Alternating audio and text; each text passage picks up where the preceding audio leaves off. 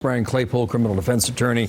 Brian, good morning to you. A lot of our viewers might not be familiar with the story. Let me just update what the allegations are about this cover-up, okay? One witness apparently telling police that one of the kids with the last name Renner, Talon Renner, apparently admitted to a friend he was the first one to punch the kid. The victim in this case, last name is Lord. Renner's mom allegedly took the 16-year-old to a lawyer.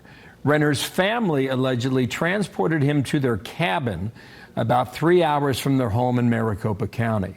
Renner's attorney allegedly advised the family to allow his, quote, hands time to heal before bringing him home. And that's according to police documents. Is there responsibility on behalf of these parents? Were they trying to cover some up? Or how would you, as a defense attorney, prove it? Hey, Bill, great to be back with you. Yeah, this is clearly, in my opinion, what's called an accessory after the fact. What does that mean? It's when somebody helps another person who they know has committed a crime in order to evade justice. And that's exactly what happened here. We're fresh off the heels of Jennifer and James Crumley being convicted in the Ethan Crumley shooting. And there's now a new playbook for parenting, Bill.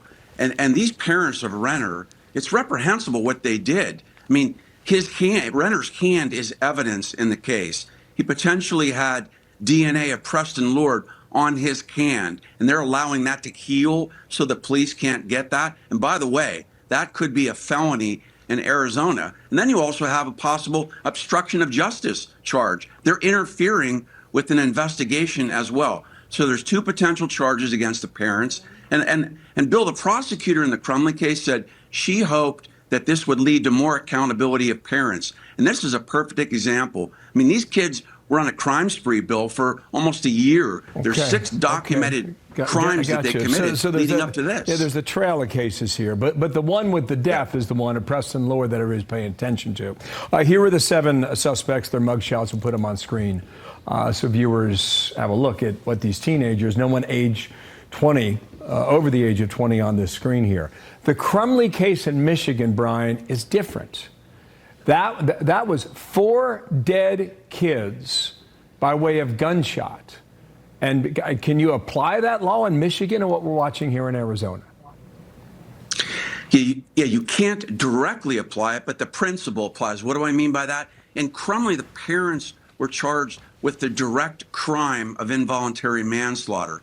Here, I don't think Renner's parents aren't going to be charged with the direct crime of first-degree murder, but they can be charged as an accessory, Bill, and that's where the Crumley verdict comes into play. It will bolster prosecutors' likelihood of charging parents with these crimes, with forcing them to pay attention to social media, pay attention to what your kids were doing. Like you said, there was a spree that was going on. They called them the Gilbert Goons. This was not an aberration, Bill. And look, there's one other thing these cops have to look at. There was a party thrown with all these kids there where Preston Lord was murdered. Who threw that party with minors? Was there alcohol served? Was there drugs involved? I mean, that's got to be looked into as well. I mean, we've got a whole new playing field build for parent responsibility. If you're right on the law, then we're entering a new phase for trials all over the country.